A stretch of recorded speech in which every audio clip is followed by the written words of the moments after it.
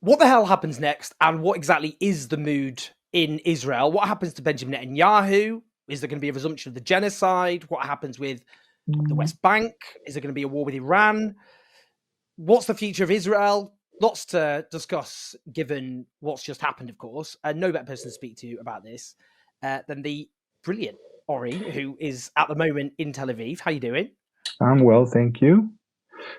I just want to start with, I guess, where things stand with the genocide, which is obviously taking place for almost exactly 2 years. Obviously, huge relief in Gaza. We've seen the scenes of jubilation by a traumatized people in apocalyptic rubble.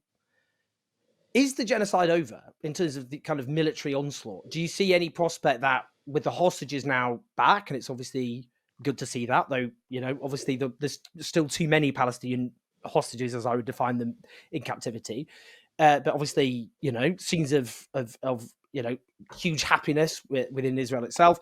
But what do you think about that? Is this actually over in terms of the onslaught against Gaza? I am cautiously optimistic that it is, at least in the foreseeable future. And the reason is not that Israel has thought this through and come to the decision this is the right thing to do. It's because I've seen senior Israeli leaders, including IDF chief of staff, have their mission accomplished moment. He actually declared victory over Hamas. And once Israel does that, once you get official declarations, and we will talk some more about the informal declarations of victory that came with the release of the hostages today. But Israelis are in a mood of summing things up. As far as Israelis are concerned, it's over. It would be very difficult for Netanyahu, I think, to just simply order a return to the onslaught.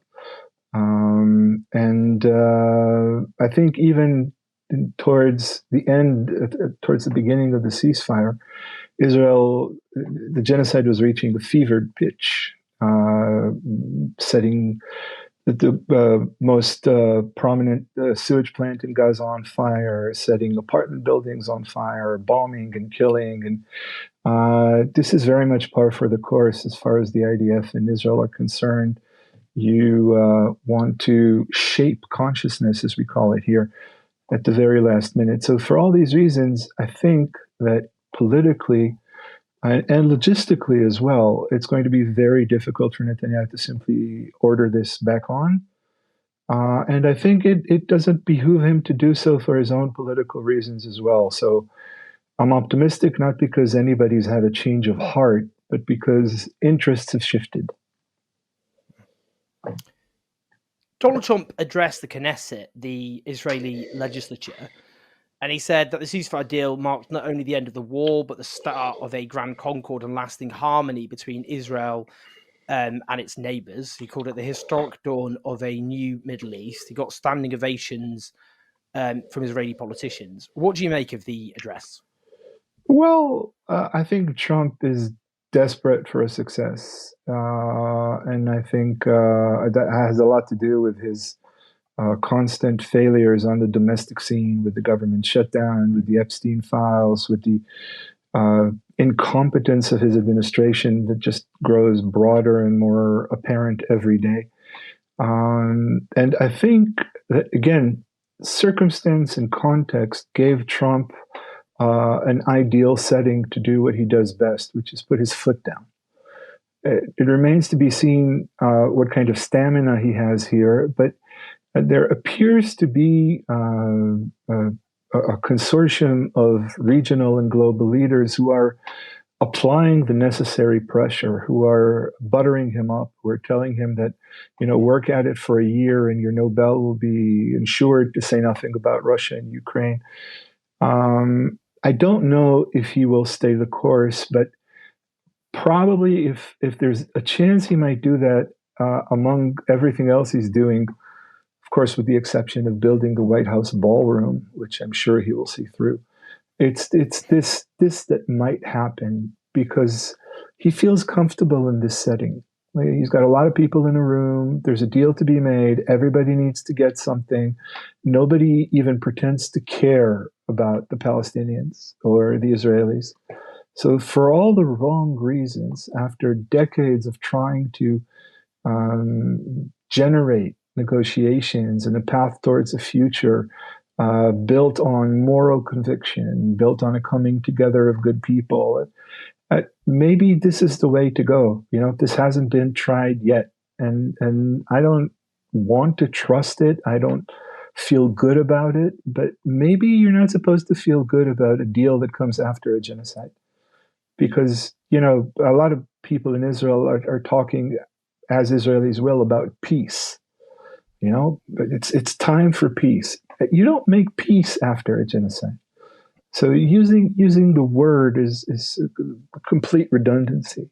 So maybe Trump, without the big words, but with the deal and with the carrots and with the sticks and with the fact that he obviously dislikes and mistrusts Netanyahu, and now, perhaps for the first time since Trump's entry into politics, Trump feels like he owns Netanyahu. Maybe some good will come of that. What do you think the general mood is in Israel? How would you sum it up at the moment? For the past 24 hours, it was it tended towards the hysterical. I mean, ordinary people talked about how they would experience a night of no sleep, waiting for the release of the hostages, and how now they could breathe, and now they felt like they'd won, and the jubilation and the elation, and how we stuck it to corrupt Netanyahu, and how the protests won the day, and this will mark Israel's rise from the ashes. I'm saying hysterical, which I know is not a proper word now, but maybe it's a bad word. Let's call it imbalanced. Okay, things were not stable here. People were manic, and I think this happened because people were really, really desperate, not just for a win, but for a sense of accomplishment on the one hand, and a sense of finality on the other. Because, I mean, think about it. It all comes down to the negotiated release of 20 living Israelis who had been abandoned in Gaza and bombed and killed as well. Israel killed more than twice the hostages it ultimately had released. But Israelis wanted to wipe the slate clean. They wanted to get a sense of going back to normal, of reclaiming their lives. So they clung to this with ferocity. And, now we can breathe again, and so on and so forth. We're entering a holiday tomorrow, which means that the country is shut down. So there won't be any chance for any kind of political move or anything like that. I think Netanyahu counted on that. He wants tempers to cool. And I think what he's counting on is that as dramatic as the reaction was to the release of the hostages, so will the Israeli desire to just forget it ever happened, prove its resolve on Wednesday when we get out of the holiday. Netanyahu wants to enter Wednesday as the prime minister who brought the hostages home. There are a lot of Israelis who don't buy it, but I have a sneaking suspicion that there are many more who do. And also that the ones who don't buy it really don't feel like they have any option. I mean, Netanyahu's competitors say exactly what Netanyahu says, and their political record pales, in comparison to his. And also, and I can never reiterate this enough, the great majority of Israeli Jews supported the genocide. Some of them thought that it was inevitable. Some of them were reticent about it. Some of them dared you to come up with a better plan. But ultimately, the great majority of Israeli Jews believed at best that some Palestinians in Gaza did not deserve to be killed because they were, quote unquote, innocents. The rest were guilty. Majority of Israelis believed there were no innocents in Gaza, which effectively means support for the genocide. And I'll just say one more sentence. Genocide it isn't for naught that genocide is the most grievous crime against humanity. It is so wrong. It is so bad that just standing by and enabling it is criminal behavior. And the great majority of Israeli Jews are guilty of that criminal behavior, whether they like it or not. I mean, can you see any way of that utter dehumanization being reversed? I mean, it makes me think. I mean, I've been thinking, I guess, a lot about what Hannah Arendt and others wrote about how European colonial violence around the world was dehumanized those on the receiving end, but dehumanized the colonizer, and that was ultimately redirected back on them in the form of fascism. What do you think? I mean, is there any way of that dehumanization that's so embedded being reversed? I doubt it can be reversed consciously, in an incrementally rational way. I've never heard of a de-radicalization program that worked on a national scale. I've heard of very few that perhaps might have worked, depends on who you ask, on an individual scale. The only way to, I think, perhaps bring about change is to rub the Israeli collective nose in the sheer fact of Palestinian humanity. And that means give the Palestinians the basic rights human beings deserve to have. Give them agency, give them homes, give them welfare, give them sovereignty. The only way the deep core supremacy, which all of us Israelis have been fed with our mother's milk, the only way for that to fade is to chip away at it persistently, continuously, never give up on it, always insist on it, always enable Palestinian voices to be heard, always provide Palestinian narratives with a place of pride at the table. I don't think you can have any kind of rational process that would make this happen in several years' time. I don't think Europeans, I think one of the reasons I get nowhere near as much as online attention as you do, but I get some, and I get a lot of vitriol. And the racism and the hate and the fear that I encounter are so deeply seated. I can't help thinking that the fate of Zionism is a banner for all those countless Europeans who have not given up on Western supremacy. And they see Zionism as, there but for the grace of God. This is King Kazimierz of Poland stopping the Ottomans at the gates of Vienna in 1683. And so that's still the case in Europe. So I don't know how much that's going to change in Israel, but I really think now we're going to enter the most Sisyphean period of this struggle, where we're just going to have to insist on it time and time and time again, on the honoring of international obligations, on realizing the judgments and decisions of international legal tribunals. All of that is going to have to happen, or at the very least, constantly stoked, elaborated, and carried forward by everyone from Italian trade unions to American college students. I mean, Benjamin Netanyahu said the campaign is not over. There are still very great security challenges ahead of us. Some of our enemies are trying to rebuild themselves to attack us again. And as we say, we're on it. What does he mean by that? Because some will look at that and think that doesn't sound like a man set on peace. Oh, he's not set on peace. But there's a difference between being set on world domination and being a child who's a petulant child who's acting out. And while Netanyahu may have been set on regional domination, or at least a very solid rogue status, he's no longer going rogue. He has gone to Canossa. He's bent the knee. And now he's a petulant child.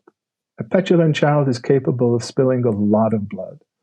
But nothing about the security situation now depends on the details. Hamas has already declared very clearly that it has no interest in attacking Israel again, that it wants to be a part of Palestinian sovereignty, that it wants to be a part of a Palestinian national struggle. And also, again, this fact that is now going to be more and more overlooked, but has to be stressed. Gaza is no more. Israel has destroyed the Gaza Strip. All this talk about Hamas is regrouping and restaging, and it's just not true physically because there's nothing there. So Netanyahu can talk the talk as much as he wants. I think just as everybody has learned that the official Israeli line is, as a default, mendacious, so will they learn that Netanyahu is a petulant child. Mm-hmm. So you don't think, for example, a war with Iran, that's what, I mean, that spectre, the idea this time it would be regime change in Iran. Netanyahu has already sent a message to the Iranians through his Russian friends that he doesn't want to start another war with Iran. And you know what? The last war, despite Israelis being over the moon about that tremendous display of Israeli tactical prowess, the last war achieved absolutely nothing except for killing lots of innocent Iranians and maybe damaging missile production capability just a bit. The nuclear program is intact. The Islamic Republic has not been destabilized. Netanyahu did not achieve anything in Iran, and Israelis took a major hit for it as well. Netanyahu, I don't see him going to war with Iran again. Doing that June war was at the height of Israel's self-intoxication. We were changing the Middle East. We'd done great things like kill and injure thousands of Lebanese with the pager attacks and whatnot. We were unbeatable. So we were going to go to war with Iran and prove that the Iranians need to quake in their boots. Nothing of the sort happened, and that was when we were really high on our own supply. We are no longer high on our own supply. So I would very much doubt a war with Iran. There's definitely going to be Israeli attacks inside the Gaza Strip, or at least attempts. There are going to be skirmishes. Palestinians are going to die. Israel is going to kill Palestinians, hopefully in much smaller numbers than it has over the past 2 years. And I know that's not a consolation, but hopefully those numbers dwindle as Israel gets news to the new strategic reality, which basically means that it doesn't call the shots anymore. What about Bezalel Smotrich and Itamar Ben-Gvir, two of the most extreme elements in the Israeli government, who, have very much been on very openly cheered on the destruction of Gaza in their own terms, that Gaza will be destroyed, and also have supported its colonization, along with other Israeli ministers. I mean, and Netanyahu had committed to the so-called Trump plan earlier this year, which was to remove Palestinians from Gaza, and boasted that we were destroying their homes so they have nowhere to return to, and had tried to negotiate with other countries to take the surviving population. What do you think about that project, but also what does this mean in terms of the coalition that Netanyahu has with those elements? I think you will see that, I think everybody will see that they're both masters, Smotrich and Ben-Gvir, have much less power than they appear to. They've got power. Ben-Gvir is quite powerful, but he's a populist, a dyed-in-the-wool, old-school populist. He's in it to burn everything down, everything Arab and Palestinian, that is. And he and his base care mostly about performative gestures, like decreasing the number of calories in the meals given to Palestinian captives in Israeli prisons. He's not the one who's plundering the West Bank. That's Smotrich. So Ben-Gvir is powerful enough to leave Netanyahu's government and maintain his base, but he's also powerful enough to say, the prime minister needs me on the inside to make sure that he doesn't stray too much towards the left. So, you want Ben-Gvir in government. And also, Ben-Gvir thrives on power. Populism may do well in opposition, but not for the long term. Populism, he needs to be exactly where he is now. Smotrich is different. He represents a very ideologically committed sector within Israeli society. And national religious Zionism, settlers. And he is, again, much, much more ideologically committed to the notion of driving the Palestinians out and the whole Amalek doctrine and settling Gaza and never compromising. And many members of his sector, that numbers in the hundreds of thousands, easily support this. But he's not a national leader. He's never set his eyes on the prime ministership. And he's not doing well in the polls. So he has a choice. He can either leave government, which the settlers have already done with Netanyahu when they thought he was going commie, or if he leaves government, he maintains his ideological purity. But then he loses the most significant power base he has, which is responsibility over the occupation in the West Bank. The violence in the West Bank is directly the result of Smotrich being responsible for the Israeli ethnic cleansing policy there. So he can do that, and he can also stay in government. He can tell his base, it's much, much more important for us to continue to steal Palestinian land in the West Bank than to pursue the pipe dream of settling Gaza. And anyway, where would you settle? I mean, the people who drove Palestinian refugees away from their villages at least had some infrastructure. Gaza is a lunar wasteland. It's not real. Israel has destroyed it completely. So I think you'll find that both Smotrich and Ben-Gvir are not very eager to leave Netanyahu's government. If he signs further stages of the deal, they might do it. If they do it, nobody will remember them because Netanyahu's opposition will provide him with immediate backing for as long as it takes to call a snap election. Before just ask just about that, what you just mentioned about Gaza. I mean, Netanyahu was booed in Hostages Square in Israel when the US envoy Witkoff and Kushner were there, Jared Kushner, his son-in-law. What does that make? Does that mean anything? Or, I mean, because that obviously represents a section of Israeli society for different reasons, whatever. But, if there was an election, which will have to come at some point, would you bet against Netanyahu losing that election? Oh, I really wouldn't. I'm sure everyone in the square would, but I really wouldn't. Because Netanyahu has successfully made national security policy, which once used to be sacrosanct and above all politics in Israel, he's made it into a partisan issue.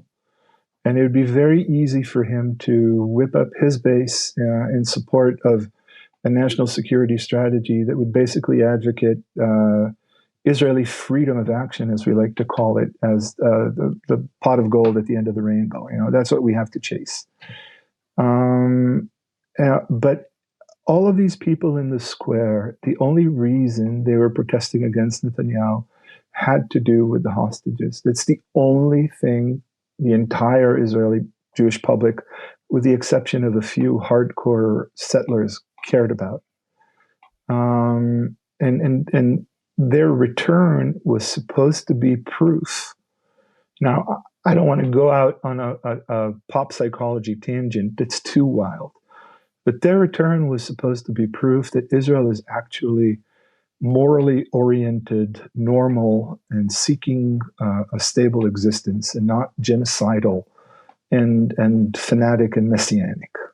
Because if you return the hostages, that means you still see the welfare of your own civilians before any kind of ideological cause. And everything Zionism has always presented itself as an active striving for normalcy for the Jewish people, redeeming the Jewish people from their perennially exceptional nature, and proving that they could be a regular people among the people. So this whole return of the hostages thing, that was supposed to be a demonstration of that. We are normal. We take care of our own. We'll do anything it takes to preserve their lives. So the people who protested against Netanyahu thought that he was being too flippant with the lives of these Israelis. And they also didn't like him for his judicial reform and for all the reasons they protested against him before. But there's also a deeply sectorial, even racist element at play here. These are the Israeli liberals. They consider themselves Israel's serving elite. They're also the fighter pilots who have killed 100 Palestinians a day for 7 months now from the violated ceasefire in March. So they don't like Netanyahu and they don't trust Netanyahu, but they don't necessarily disapprove of Netanyahu's policies. That might be a dissonance that's a little difficult to capture, but it's still true. These are not people who saw Israel's genocidal policies in Gaza as any kind of real problem, even if they were unpleasant. So when you've got all these people in the streets demonstrating against Netanyahu, when you've got them booing Netanyahu, when it's all Netanyahu all the time, the entire Israeli political arena is created constantly around the personage of Benjamin Netanyahu, which is precisely why I would be very, very far from betting against him in any kind of election. He is still very much the man, even if he is reviled, because protesting against him on the issue of the hostages, never saying a word except for a very small group of devoted activists who carried photos of slain Palestinian children, who talked about the occupation. But I would say people like me, we number in the thousands at best in Israel at the moment. So except for this group, all the people in the square talked endlessly about the hostages and an end to the war, and very seldom, if at all, did they utter a single word about the Palestinians and the genocide. And what's better for Netanyahu? Netanyahu can now placate them. He can now make gestures of unity. He can now engage in an entire performative ritual meant to win them back. And he will do so completely assured of the fact that they agree with him on the most egregious criminal element of Israeli statecraft, which is the genocide. So I won't say he's home free, but he's got a very decent chance of winning any election held over the next year in Israel. And just as regards in terms of, you mentioned there just the apocalyptic wasteland it's been reduced to. A lot of people are struggling to imagine Israel allowing reconstruction, not least with Israel set to be occupying 53% of depopulated land, essentially. What do you think? I mean, is that actually going to happen? I think it will. I think it will. And I think Israel will do its best to heap obstacles on the process in a way that is reminiscent of how Israel has prevented aid from entering the Strip. But I think, and maybe I'm a perennial optimist, but I think Israel's disruptive efforts will ultimately be thwarted. Again, because Trump has managed to bring together a coalition of countries and interests that are much, much bigger than Israel's pretend security concerns.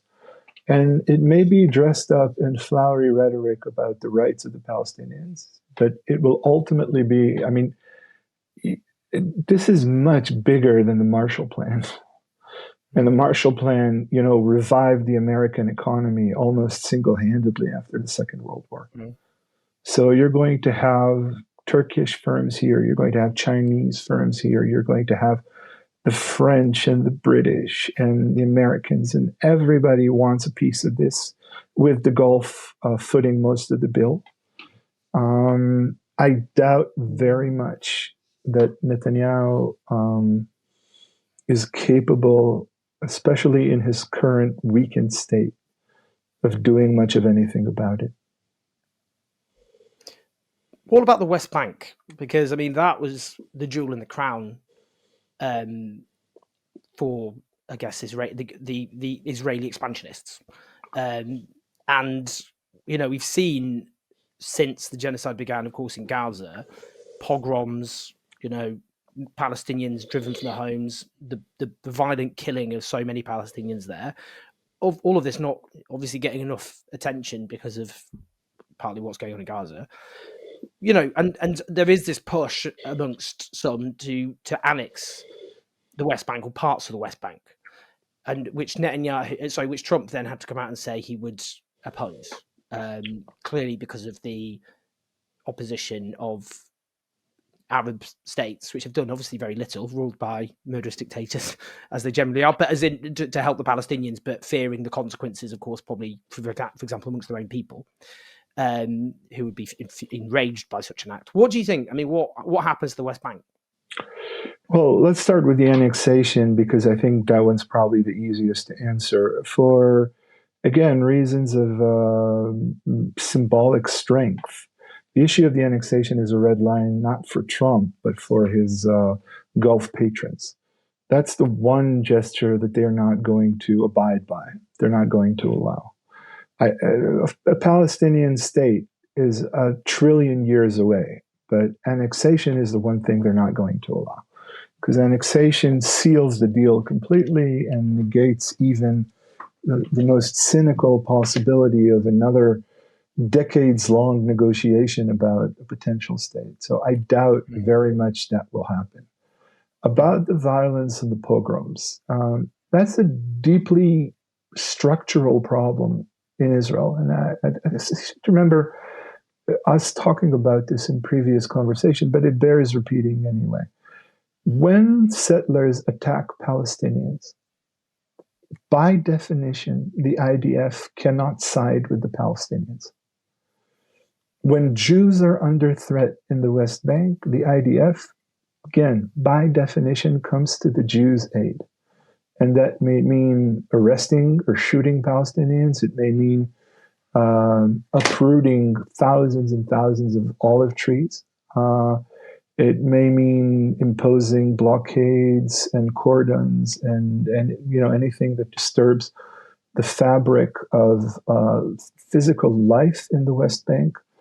That will continue with gusto, certainly as long as Smotrich is.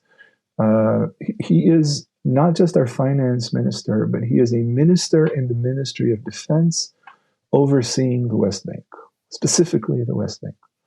As long as that's the state of affairs, that will easily continue. Generally speaking, there are hundreds of thousands of Jews inside the West Bank now. The two-state solution is very difficult to imagine in practice, because there are so many Jews. There are so many Jews there, by the way, not because they are ideological zealots, but because the Israeli government heavily subsidizes life in the West Bank. You can live a life of relative ease in a nice villa with a very big garden in the West Bank on the money it would take you to rent a 2-room apartment in Tel Aviv and barely make ends meet at the end of the month. So all of these people, moving them back to Israel in case of a territorial negotiated resolution would be immensely difficult. The roads, the infrastructure established especially for Jews in what is wholly an apartheid, military dictatorship, it's all very much there. So it makes a two-state solution very difficult to contemplate on a practical level. I guess the best prospect I have for the West Bank is that another government if one is elected, or at least a government where Smotrich is not minister in charge, will not promote what is happening right now, which is the most extreme I remember it ever in terms of ethnic cleansing. Like really gruesome stuff. Just vileness for the sake of vileness. People, settlers coming into villages of cave dwellers sometimes in the middle of the night with ATVs and scaring them, scaring the children, and killing sheep and uprooting olive trees, and just real evil on a person-to-person scale. We may see a reduction of that. I doubt we'll see some kind of strategic drive again to take over the West Bank, because I don't think it'll be allowed. I am not optimistic enough to assume that the Gulf will curtail Israeli efforts in the West Bank as well. I think generally the well-fed world, let's call it, doesn't care about the Palestinians, and I think it has shown that consistently over the past decades, and especially over the past 2 years. But luckily, dare I say, even though I'm an Israeli, Israel has gone to such great lengths to burn all its bridges, to show contempt and ridicule towards its staunchest allies, including personal slurs against leaders of European countries, against the Australian Prime Minister, who's really as a pro-Israeli hawk as I've ever seen. That I think people have now had enough, not because of the Palestinians, but because the voices in their own countries against Israel are intensifying all the time, and also because there's just so much you can take, and Israel really, in that specific regard, I know it's easy to latch on to the existential evils that Israel has been perpetrating, but Israel is vile, really. The official line is just vile, without even considering the ungraspable numbers of the dead, and again, the flippant way in which all of this was done, and the inhumanity and the dehumanization. Just talking to an official Israeli, certainly, but from my experiences, talking to just your run-of-the-mill Israeli now is an experience I do everything in my power to terminate as quickly as possible. So, people don't want to play with us anymore. I mean, maybe they do, but they don't. Well, just finally, it's linked to something you just said before there, about the West of the world, because Donald Trump said, whilst making the case for his 20-point plan, he said to Benjamin Netanyahu, Israel cannot fight the world, Bibi. They can't fight the world. And what we've seen in the last 2 years is a dramatic shift in public opinion across the West against Israel, most notably in the United States, which Israel completely, of course, depends on for weapons and support. 50% of Americans think Israel's committed genocide, compared to 35% who think otherwise. And that includes, for example, if we look amongst the polling of Jewish Americans, 61% think Israel's committed war crimes, and 4 in 10 nearly think Israel has committed genocide. So there's been a huge dramatic shift. Do you think that has a lot to do with what's actually happened here? That actually it was a case of, this is actually, in the long term, the consequences will be Western public opinion eventually being acted on, and Israel losing the unconditional support that's in practice enjoyed from the United States vis-a-vis its subjugation of the Palestinians? What do you think? I think that's an apt description. I think it's probably, I think reality is probably a more mellow, longer-term version of everything you've just said, because a lot of the people in charge now still think in geological, temporal constants. But I think you're absolutely right. This is happening very quickly. and I read all my Hebrew feed is full of just accounts of travel from Israelis who sometimes say, we thought we would encounter anti-Semitism at every turn, but whenever we said we were from Israel, everybody said they loved us. But much more frequent are stories about just a general sense of unpleasantness, being given the crooked eye, to being expelled, from hotels and restaurants. And so all of that is really happening, and it's really happening right now. I don't think Israelis are fully aware of that because the great majority of Israelis support the genocide and have therefore denied the genocide as a source of any kind of moral wrongdoing or complicity in wrongdoing. Why would you be against this? We haven't done anything wrong.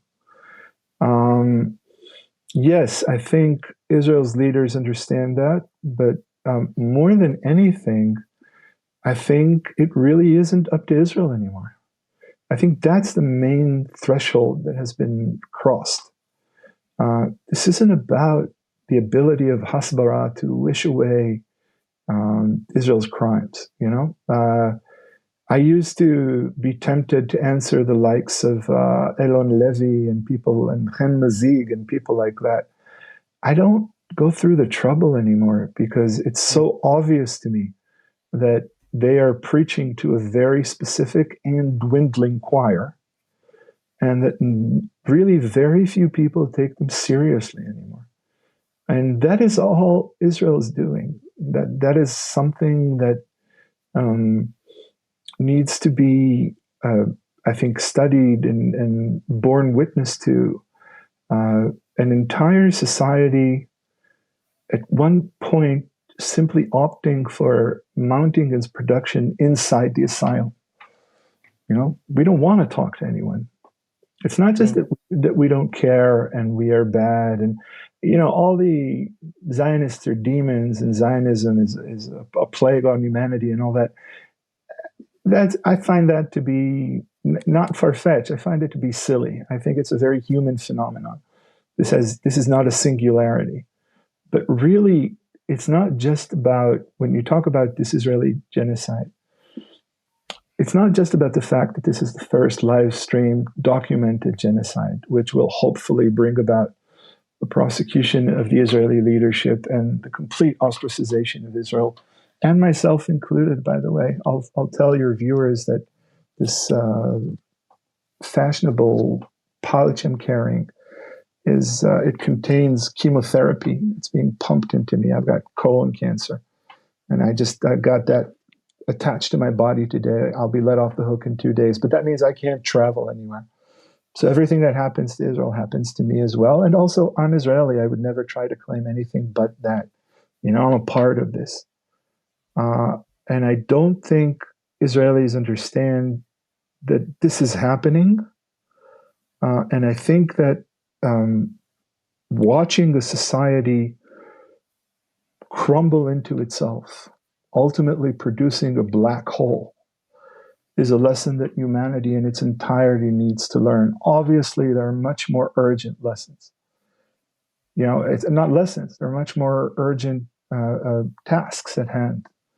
Palestinians must be given everything that is their right. They must be given a life. They must be given a voice. The lies and deceptions of the current world order that have been exposed must be taken on systematically, not as an ages-old struggle, but in light of what we now know and how things are done. That's all much more urgent than getting a sense of what's happening in Israel. But it's also worth getting a sense of what's happening in Israel, because what's happening in Israel, I really do truly believe can happen anywhere. And I don't think there has ever been a society that has come this far, even though Germany, the period under the Nazis was much longer. These 2 years have been incredibly dense, and Israeli society is now at a point that I don't think there's been another human society that has experienced it. And I understand people who say, I don't want to listen to Israelis bitch and moan. I don't care what Israelis think. That's absolutely true. Israelis should sit and be silent. But what is happening here is a very, very pertinent lesson to humanity in the decades and the centuries to come. There are a lot of things to be learned from what is happening to Israeli society about what it means to be human, about what counts as criminal behavior in today's heavily interconnected world, about public morals and private morals, about societal dissociation. I can talk about this till I'm blue in the face, but this lesson should be learned. I mean, just very, very lastly, very briefly, I mean, just you said there about, people being tried one day. Can you ever imagine a situation where any Israeli leaders are actually tried for the genocide that has taken place? I mean, obviously the International Criminal Court issued arrest warrants for war crimes and crimes against humanity against Benjamin Netanyahu and his former defense minister, Yoav Gallant. But they were sanctioned by the United States, of course, under Donald Trump as a consequence. Can you ever imagine that? I find it difficult to practically imagine that happening. I think it would, again, not because of the elders of Zion manipulating the process, just because so much of what Israel has done is part and parcel of Western gospel. And I think it would ultimately behoove the West to offer Netanyahu and Gallant a comfortable deal that would allow them to walk away from allegations of genocide. I hope it will. I would like to fight for that to happen, not just for their own personal persecution, but for enforcement of the International Court of Justice's judgment regarding the occupation, for example. And, when Israel was under a British mandate, the Haganah, our most mainstream militia, had a saying, because the right-wing Irgun was all about fighting the British. They were fighting the local struggle here. And the Haganah knew that people wanted to enlist in the British army to go fight Hitler in Europe. So the Haganah said, we will fight Hitler like there's no white paper that limits Jewish settlement, and we'll fight the British like there's no Hitler. That's probably the most sensible course I can think of right now in terms of carrying on the struggle, because, again, in terms of the hierarchy of urgency, there's no doubt what's more urgent. It's urgent to stop the killing. It's urgent to give Palestinians a life. But it's also urgent to make sure that that life is not built on decrepit foundations that will crumble at a first challenge. And this needs to be done wholesale. I mean, if you let me ramble on for just a second, I told you before we started, I'll share this, the first day you get chemo, you get steroids. So I'm literally on steroids now, which means that I can talk forever and ever. But I think this is an important point. It's one thing to talk about the Smotriches and the Ben-Gvirs. They're your Tommy Robinsons, okay? And maybe even the darker side of your Farages. But it's much, much more complicated to appreciate the foundational role in creating and enabling and approving and facilitating the genocide that the liberals have. And it's the Israeli liberals who have been the greatest facilitators of this genocide. They are the ones who are now whitewashing it by saying Israel was hijacked by fanatics who, blackmailed Netanyahu, who cornered him, but that's not true. I mean, Netanyahu is an abominable person. The settlers are abominable people ideologically and personally in terms of their leadership. They really are as bad as you might think they are. But they are limited and constrained in their scope. It's this vision of a liberal Israel, of a hope that is not committed to a political undertaking, of a desire to have it all, to bring the hostages back, and to go back to the way things were, and to maintain supremacy, and to not have us ask any question, and not have anyone ask us any questions, and of course, more important than anything, to remain a part of the Eurovision Song Contest. That is what the great majority of Israeli Jewish society is fighting for. They don't want to commit, and because they don't want to commit, they are willing. I mean, their lack of desire to commit to a different future is so broad and so deep that they find themselves, again, reluctantly, reticently enabling the genocide.